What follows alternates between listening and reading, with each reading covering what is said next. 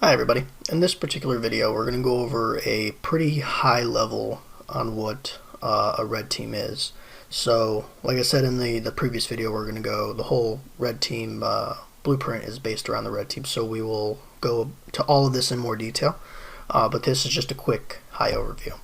So a red team in a nutshell is we identify and exploit issues in an organization's environment. So we don't do the run a scan, vulnerability scan, find out, okay, this particular service is vulnerable to this, and then just report it.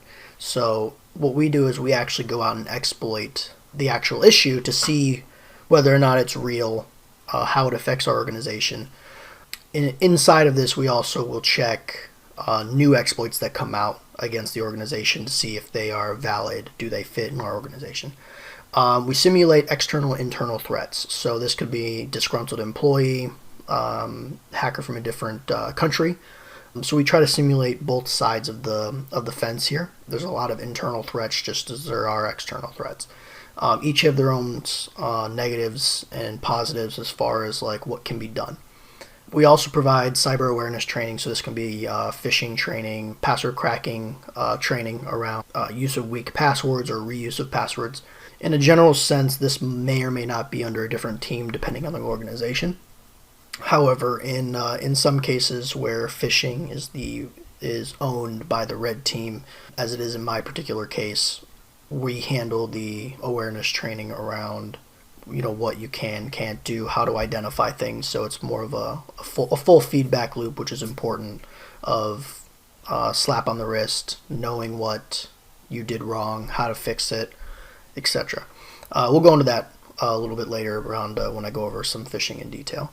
So we also test the organization's response to active threats. So whether when we're doing an engagement of some kind, we could be throwing off alerts that the blue team would be getting.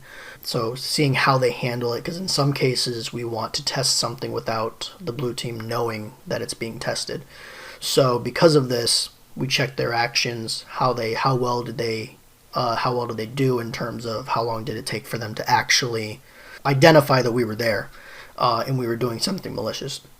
So a good red teamer needs to understand the defensive side as well as the offensive. The problem with that is there's a lot of people that come up and they just learn the offensive side. Now that'll get you far. However, to be well-rounded, you need to be able to understand that yes, you could exploit this particular issue, but how do you fix that particular issue when it's not just telling somebody to patch something's out of date?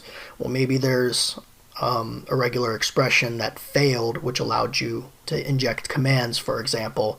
How do you deal with that and provide them detail on how they could fix the problem? Where was the regex lax? Where was it weak?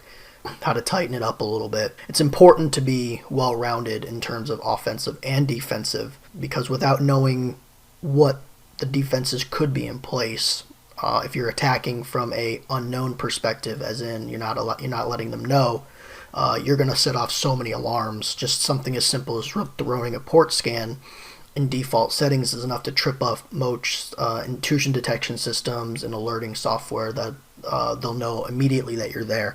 So there's a lot of stuff that you'd have to know ahead of time on the defensive side. So why are we needed? There's a lot of reasons why a red team's needed.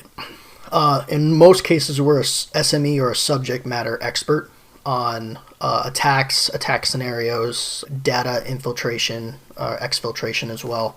Any type of attack that an organization could happen to an organization.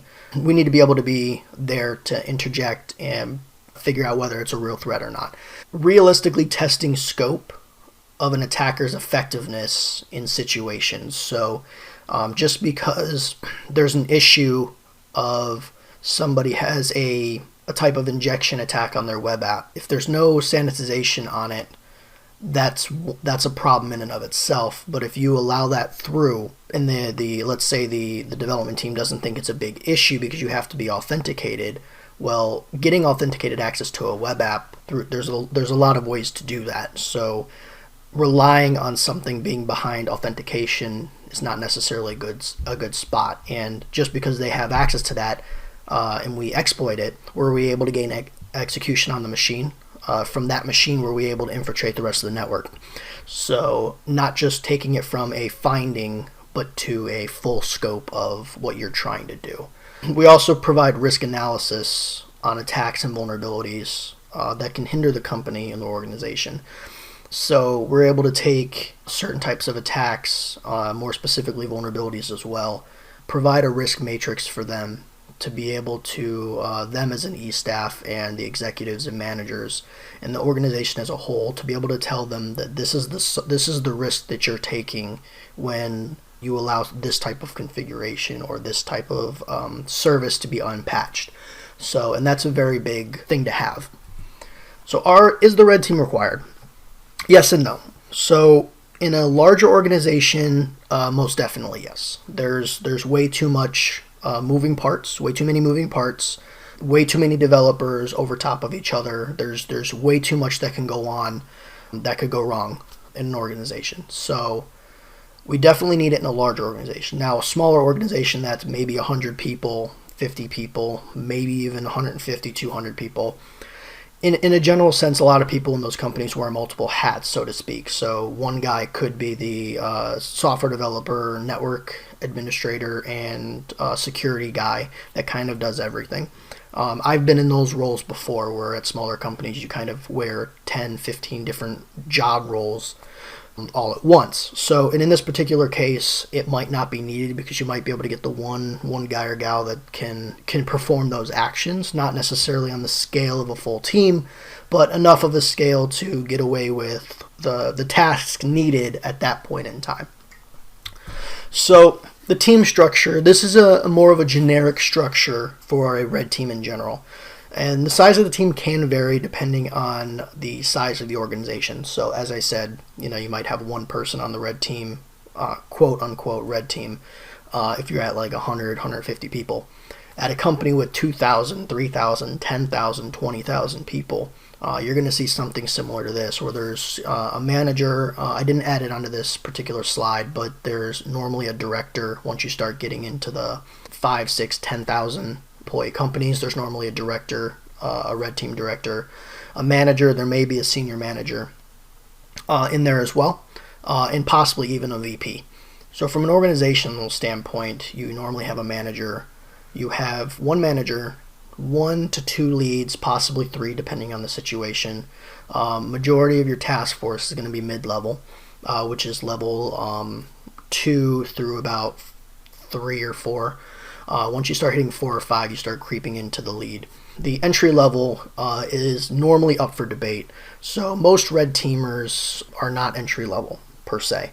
They may be entry level to red team, but they should not be entry level in general. So as an example, you wouldn't grab somebody who is fresh out of school and never touched IT before in their lives to bring them onto an enterprise level red team. Now it does happen with internships, which is also included in this entry level. However, most people that are entry level in red team have been system administrators, they've done IT support desk, they've done some other sort of task of IT before they happen to make it to the red team. So this is a quick overview of what the team kind of looks like, why we're here, what we do. A lot of this I'll go into more detail through the rest of the